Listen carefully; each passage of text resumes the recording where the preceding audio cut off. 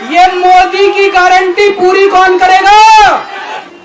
One nation one leader ये चाहते हैं। एक ही तानाशाह इस देश के अंदर बचेगा, एक ही तानाशाह इस देश के अंदर बचेगा। मैं पूरे तन मन धन से लड़ रहा हूं, संघर्ष कर रहा हूं उस तानाशाह के खिलाफ।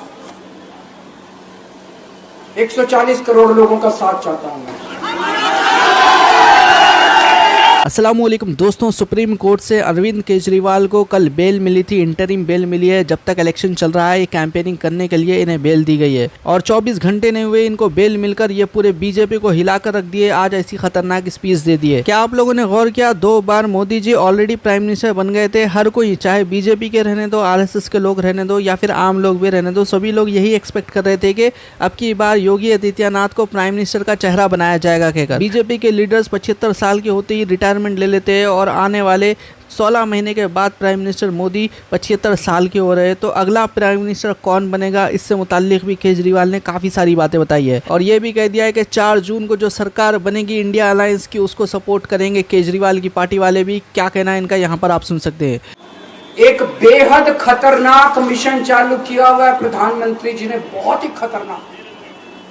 देशवासियों को यह समझने की, अब जब मैं बोलने जा रहा हूं, समझने की जरूरत है। उस मिशन का नाम है one nation one leader.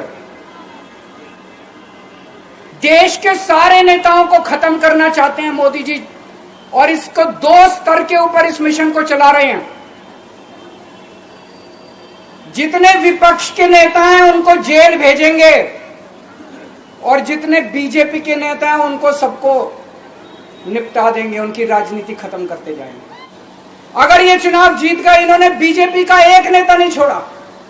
Advani ji की राजनीति खत्म कर दी इन्होंने, मुरली मनोहर जोशी की राजनीति खत्म कर दी, सुमित्रा महाजन की, शिवराज सिंह चौहान जिसने मध्य प्रदेश का चुनाव जीत के दिया इन लोगों ने, शिवराज सिंह चौहान ने उसको मुख्यमंत्री नहीं बनाया, उसकी राजनीति खत्म कर दी। वसुंधरा राजे की राजनीति खत्म कर दी इन्होंने, खट्टर साहब की राजनीति खत्म कर दी, डॉक्टर रमन सिंह की राजनीति खत्म कर दी। अब अगला किसका नंबर है? योगी आदित्यनाथ। अगर ये चुनाव जीत गए, मेरे से लिखवा लो, 2 महीने के अंदर उत्तर प्रदेश का मुख्यमंत्री बदल देंगे।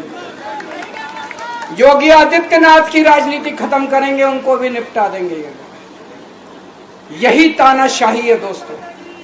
वन नेशन वन लीडर ये चाहते हैं। एक ही तानाशाह इस देश के अंदर बचेगा, एक ही तानाशाह इस देश के अंदर बचेगा। हमारा देश बहुत महान है, 4000 5000 साल पुराना हमारा देश है। इसके पहले पिछले 4000 साल में कई मौके आए जब इस देश के ऊपर तानाशाहों ने कब्जा करने की कोशिश की, लेकिन हमारे देश के लोगों ने उन तानाशाहों का तख्ता उखाड़ के फेंक दिया। जब जब हमारे देश में ऐसा मौका आया कि तानाशाह ने हमारे देश के ऊपर कब्जा करने की कोशिश की, इस देश की जनता ने उसका तख्ता उखाड़ के फेंक दिया। आज एक तानाशाह इस देश से जनतंत्र खत्म करना चाहता है। आज एक तानाशाह इस देश से लोकशाही खत्म करना चाहता है। मैं पूरे तन मन धन से लड़ रहा हूं, संघर्ष कर रहा हूं उस तानाशाह के खिलाफ। 140 करोड़ लोगों का साथ चाहता हूं मैं। मेरे अकेले के करने से नहीं होगा। 140 आज मैं आप लोगों से भीख मांगने के लिए आया हूं, 140 करोड़ लोगों से, 140 करोड़ लोगों से भीख मांगने के लिए आया हूं। मेरे देश को बचा लो, मेरे भारतवर्ष को बचा लो, मेरा भारत बहुत महान है। इस तानाशाही से बचा लो मेरे दोस्त, मेरे देश को।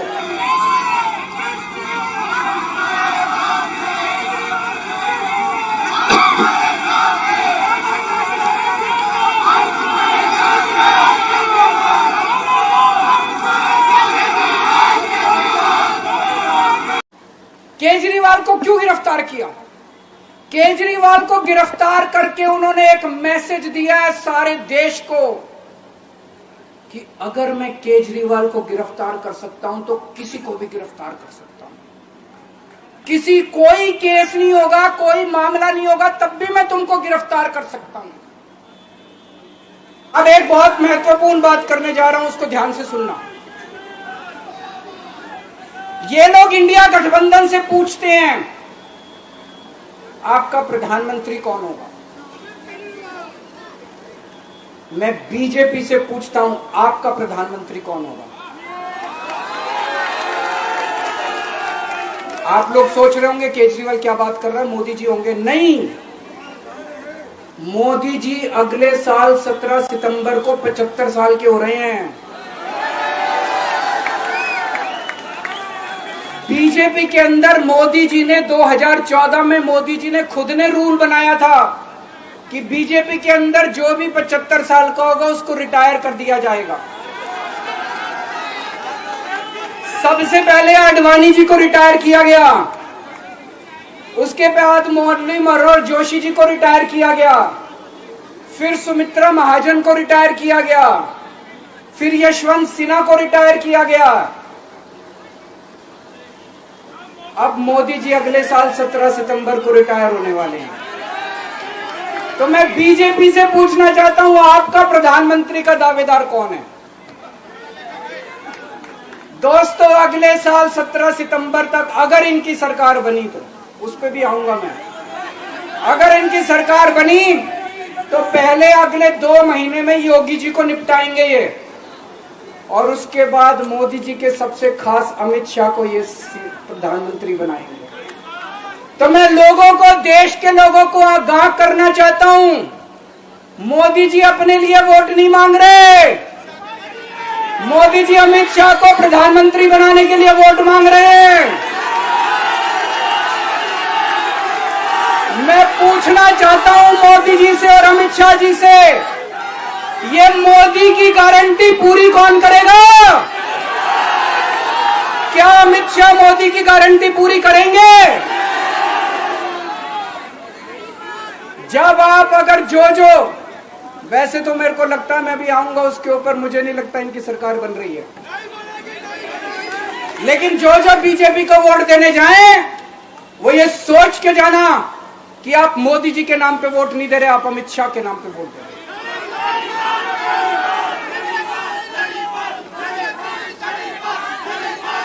अब एक खुशखबरी है आप लोगों के लिए, अब एक खुशखबरी है, सबको बता देना जो मैंने बातें कही है बड़ी सोच समझ के कही है।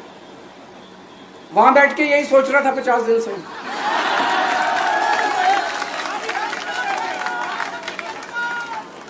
दोस्तों, पूरे देश के मेरे को बाहर निकले हुए 20 घंटे हो गए।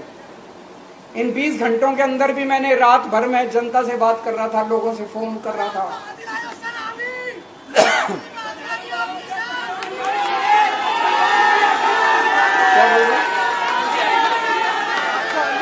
रात को आंधी आई थी,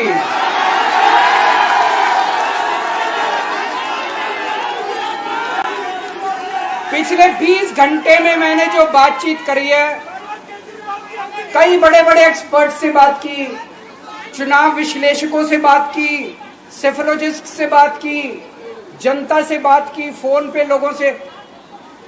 मेरा अपना आकलन है कि 4 जून के बाद इनकी सरकार नहीं बन रही, मोदी सरकार नहीं बन रही।